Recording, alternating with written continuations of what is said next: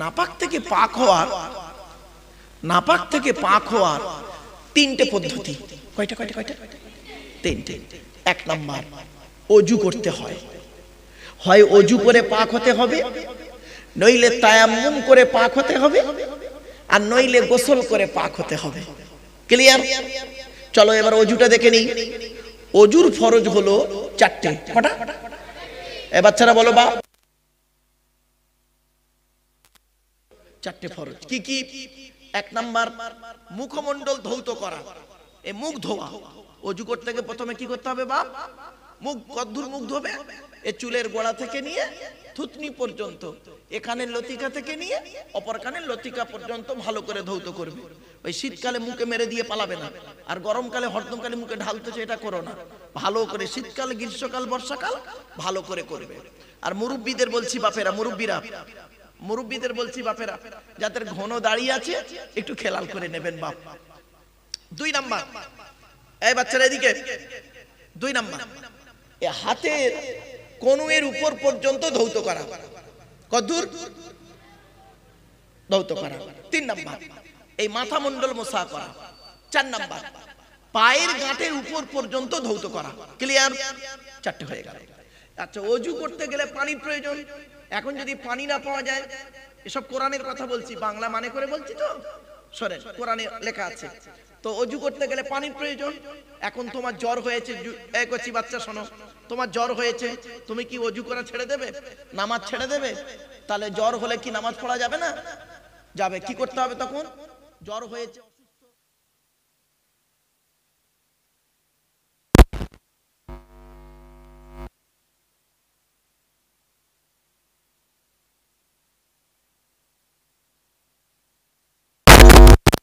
গিয়েছো, আউ জাহাদুম মিনকুম মিনাল গায়তি, অথবা পেশাব পায়খানা থেকে এসেছো, আউ জাহাদুম মিনকুম মিনাল গায়তি আউ লামাসতুমুন নিসা, অথবা স্ত্রী সঙ্গম করেছো, তাহলে কি হবে? ফালাম তাজিদু মাআন, সুতরাং যদি পানি না পাওয়া যায় তাহলে কি করবে? ফাতায়াম্মামু, তায়াম্মুম করো। কিসের দ্বারা তায়াম্মুম করবে? আল্লাহ বলছেন সাঈদান তাইয়িবান, পাক মাটি দ্বারা তায়াম্মুম করবে। তায়াম্মুমের ফরজ কটা? তিনটে। কটা? অজুর ফরজ কটা বললাম? চারটে। তায়াম্মুমের তিনটে। কি কি? এক নাম্বার, নিয়ত করো। দু নাম্বার, হাত মোছা, মুখমণ্ডল মোছা করো। তিন নাম্বার, হাত মোছা করো। হয়ে গেল তিনটে। আর একটা ফরজ বলবো, বাচ্চারা ভালো করে শুনে নাও বাপেরা। গোসলের ফরজ। গোসলের ফরজ হলো তিনটে। কটা? তিনটে। কি কি? এক নাম্বার, গড়গড়া সহ কুল্লি করা। দু নাম্বার, নাকের নরম গোস্ত পর্যন্ত পানি পৌঁছানো।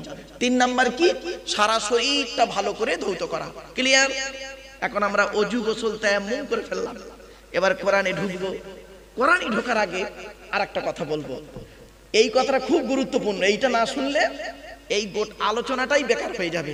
এই কথাটা না বুঝতে পারলে শুনে নাও। কোচিরা ভালো করে শোনো বাচ্চারা, মুরব্বীদের বলছি, মুরব্বী বাপেরা, আজকে আলোচনাটা খুব গুরুত্বপূর্ণ আলোচনা। বাপ একটু গুরুত্ব দিয়ে শোনেন বাপেরা। আরবের দুটো বিখ্যাত জায়গা আছে, একটার নাম মক্কা আর একটার নাম মদিনা। বাহ, কি বললে বাবা? তাহলে মক্কা আর মদিনা। হ্যাঁ, আচ্ছা ধরো আমার ডান দিকটা মক্কা আর বাম দিকটা মদিনা, ধরে নাও, উদাহরণ দিচ্ছি। মক্কা থেকে যারা মদিনায় গিয়েছিল ইসলামের স্বার্থে, কার স্বার্থে? এইটা মনে রাখবি, ইসলামের স্বার্থে। মক্কা থেকে যারা মদিনায় গিয়েছিল ইসলামের স্বার্থে, তাদের বলে মুহাজির। কি বললাম? বলো বলো আবার, মুহাজির। আবার বলছি, মক্কা থেকে যারা মদিনায় গিয়েছিল কার স্বার্থে? এই ভুলে যাচ্ছ কেন? এই দোস্ত ভুলে যাচ্ছ কেন? ইসলামের স্বার্থে। মক্কা থেকে যারা মদিনায় গিয়েছে কিসের স্বার্থে? ইসলামের স্বার্থে। তাদেরকে কি বলে? মুহাজির। কি বললাম? মুহাজির। এই মুহাজির শব্দটা আগে মনে রাখো। মক্কা থেকে যারা মদিনায় গিয়েছে ইসলামের স্বার্থে তাদের বলে মুহাজির। আর মদিনায় যারা ছিল এই মুহাজিরদেরকে যারা সাহায্য করেছে, মদিনার লোকেরা যারা যারা এই মুহাজিরদেরকে সাহায্য করেছে তাদের বলে আনসার। কি বললাম? আচ্ছা, তাহলে মুহাজির কাদের বলে? যারা মক্কা থেকে মদিনায় গিয়েছে ইসলামের স্বার্থে, তাদের বলে মুহাজির। আর আনসার কাদের বলে? যারা মুহাজিরদেরকে সাহায্য করেছে, টাকা দিয়ে, ঘর দিয়ে, জায়গা জমি দিয়ে, অনেক কিছু দিয়ে সহযোগিতা করেছে, সাহায্য করেছে, তাদের বলে আনসার। ক্লিয়ার বোঝা আসছে? তাহলে মুহাজির আর আনসার এই দুটো শব্দ মনে থাকবে। এই দুটো না বুঝলে সূরা মুনাফিকুন বুঝতে পারবে না।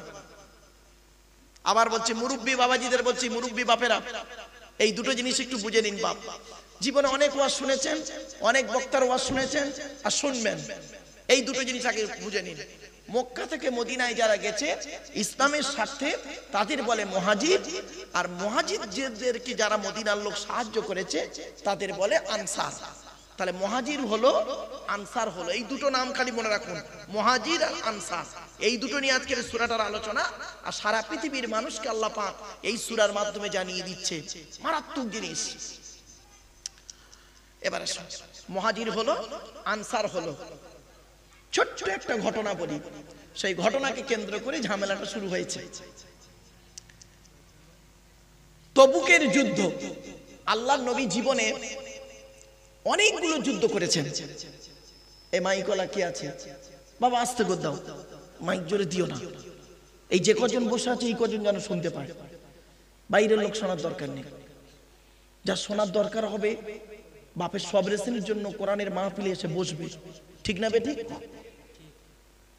ওর বাপের সব রেসানি হচ্ছে এখানে, কোরআনের মাহফিলে বসছে, আলতু ফালতু আলোচনা নয়। আর ও ঘরের বাইরে বসে থাকবে, আর আমিও চিল্লে ওয়াজ শোনাবো, ওরা ওয়াজ আমার দরকার নেই। আল্লাহকে খুশি করার জন্য বসেছি এই কজন মানুষকে নিয়ে। আমার বাপেরা, এই যে কজন এসছেন এই কজন শিখে যান আজকের আলোচনা কি। এবারে আসছি, ভালো করে শুনে নিন। মুহাজির আর আনসার এই দুটো জিনিস শিখে নিন, মাথায় রাখুন। এবার একটা কথা বলি, শুনুন। আল্লাহর নবী একটা জায়গায় যাচ্ছিলেন তবুকের যুদ্ধে। কিসের যুদ্ধ? তবুকের যুদ্ধে নবী যাচ্ছেন। বনি মুস্তালিক বলে একটা গোত্র ছিল, যেমন মন্ডল পাড়া আছে, আছে না? এটা মন্ডল পাড়া তো, মন্ডল পাড়া, শেখ পাড়া, লস্কর পাড়া, মল্লিক পাড়া, খাঁ পাড়া, তো ওই রকম ওদের একটা গোত্র আছে, বনু মুস্তালিক, বনু তামিম ইত্যাদি ইত্যাদি। তো এখন সেইখানে ঘটে গেছে একটা অঘটন ঘটনা। আল্লাহর নবী একদিন, সংক্ষেপে বোঝার জন্য বলছি বাপেরা, এই গল্পটা শুনে নিন। গল্প নয়, শানে নুজুল, গল্প নয়। আমি গল্প আকারে বলি বলে গল্প মনে হয়। আল্লাহর নবী করেছেন কি, সাহাবীদেরকে নিয়ে যাচ্ছেন। রাস্তায় এখন পানির টান পড়ে। কিসের টান? মানে পানির পিপাসা পাচ্ছে, কাছে পানি নেই, কারোর কাছে পানি টানি কিছু নেই, পানির পিপাসা পাচ্ছে। এখন কিছুটা দূরে যেতে একটা কুয়ো পাওয়া যায়। কি কুয়া পাওয়া যায়? সেইখানে গিয়ে এখন কুয়া থেকে পানি নিতে গিয়ে মুহাজিরদের একটা লোক আর আনসারদের একটা লোক, এই দুই ব্যক্তির মধ্যে তর্কাতর্কি হতে হতে ঝগড়া, এমনকি মারামারি হয়। কিছু বুঝে আসছে গল্পটা? মারামারি শুরু হয়ে গেছে। এখন যেই মারামারি শুরু হয়েছে, একজন ব্যক্তি ছিল আব্দুল্লাহ ইবনে উবাই। কি নাম? নামটা বলুন, আবার বলুন। এই শয়তানের নামটা আগে মনে রাখতে হবে, তবে ওয়াজ বুঝতে পারবেন। শয়তান কেন বললাম দেখেন, কোরআন বলছে, আমি বলিনি। বদমাইশ, এটাই হলো মুনাফিক। আব্দুল্লাহ ইবনে উবাই, আরব বলা আব্দুল্লাহ ইবনে উবাই। এই লোকটা করতো কি জানো? মুসলমানদের কাছে যখন থাকতো, মুসলমানদের মতো কথা বলতো। এই আমরা তোদের সাথে আছি জানিস, আমরা নবীর কত ভক্ত জানিস, আমরা আমাদের মতো নবীর ভক্ত আর কেউ নেই পৃথিবীতে। আর ঠিক নবীর কাছ থেকে উঠে গিয়ে যখন মুশরিকদের সঙ্গে যেত না, ওদেরকে বলতো কি জানো? মুহাম্মাদের সঙ্গে আমরা ইয়ারকি মারছিলাম। আমরা অরিজিনালি তোদের সাথে আছি। কিছু বুঝতে পারছো বাবা? কচিরা বুঝতে পারছো? এরকম অনেক লোক আছে না বাজারে, দেখবে। মুরব্বীদের বলছি, মুরব্বীরা ভালো করে শুনে নিন বাপ, আমি ঝিকে মেরে বউকে শেখানো লোক, বাবা আমারে খারাপ ভাববেন না। তো এই আব্দুল্লাহ ইবনে উবাই, কি বললাম নামটা? এই বাচ্চারা নামটা মনে রাখো। এই আব্দুল্লাহ ইবনে উবাইয়ের বংশধর কিছু আছে পৃথিবীতে, এই জলামাদুলেও পাওয়া যাবে। এরা এরা এর কাছে একরকম, পেছনে গিয়ে ওর কাছে আর এক রকম। তো আব্দুল্লাহ ইবনে উবাই করতো কি, মুসলমানদের কাছে যখন থাকতো মুসলমানদের মতো কথা বলতো, আর মুসলমানদের কাছ থেকে ছেড়ে গিয়ে অন্য জায়গায় গেলে তাদের মতো কথা বলতো, আর মুসলমানদের বিরোধিতা করতো। ক্লিয়ার? ব্যাস। এখন যখন এই ঘটনা ঘটে গেছে, ওই পানিকে কেন্দ্র করে ঝগড়া শুরু হয়ে গেছে। ঝগড়া করে কি এমন ঝগড়া, মারামারি শুরু হয়ে গেছে। তখন করেছে কি, মক্কা থেকে মদিনায় যে এসেছিল মুহাজির, ও তখন মক্কার লোকেদের ডাকছে, এই ভাই আয়, তোরা আয়, আনসারের একটা লোক আমার মেরেছে, তোরা আমার সহযোগিতা কর। মক্কার লোকেরা ওর দলে গেল। যেহেতু মক্কার লোক, আনসার লোকটা, মদিনার লোকটা, সে বলছে, এই আনসাররা চলে আয়, আমার মারতেছে, চলে আয়, তোরা আমার পক্ষে আয়। ওদের আনসারের পক্ষে লোক জড়ো হলো। দেখা যাচ্ছে দুইজনের ঝগড়া করতে করতে এদিকে 100 ওদিকে 100 জড়ো হয়ে গেছে। এটা হয় না পাড়ায়? পাড়ায় ঝগড়া হতে তো হয় না? এই বাচ্চারা ভালো করে, বাচ্চারা ঝগড়া করতে করতে দেখবে আর একটা বাচ্চা এসে ওর লাগবে, ওর হয়ে মারামারি শুরু করে দেবে।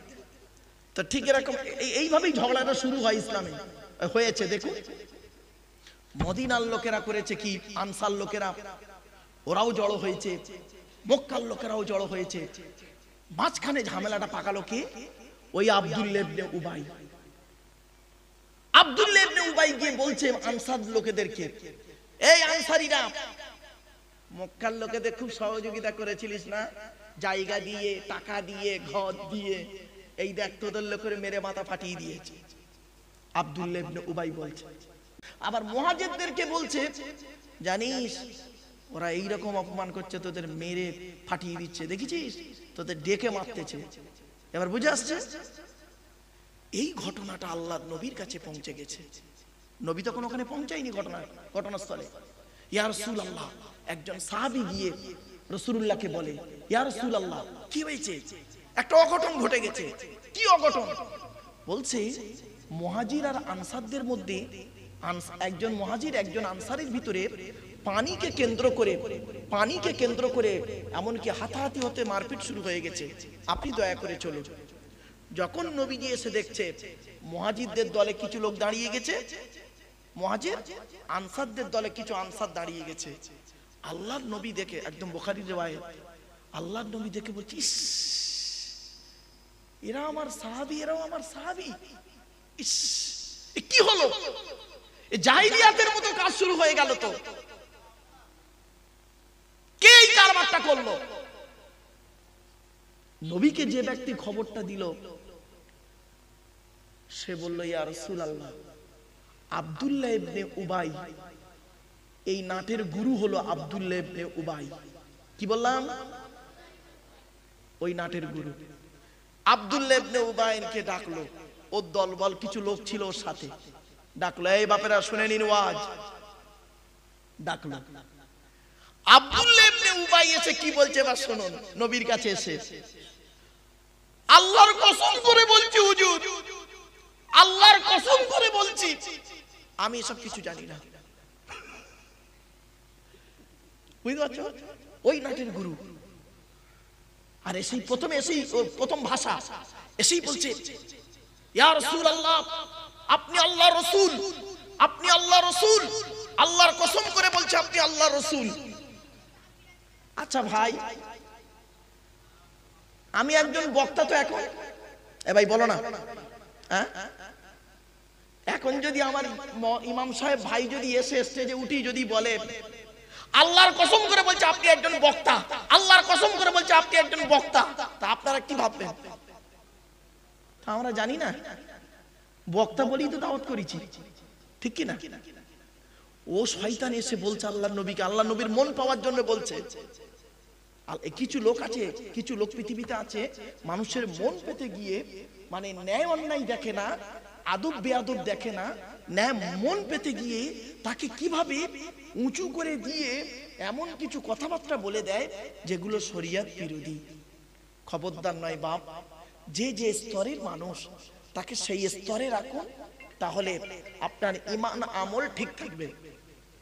ক্লিয়ার? বুঝতে পারছেন আমার কথা? এসে বলছে, আল্লাহর কসম করে বলছি ইয়া রাসূলুল্লাহ, আপনি আল্লাহ রাসূল। আল্লাহর নবী তো চুপ, কি বলে? সঙ্গে সঙ্গে আল্লাহ পাক এই সূরা নাজিল করে দিল।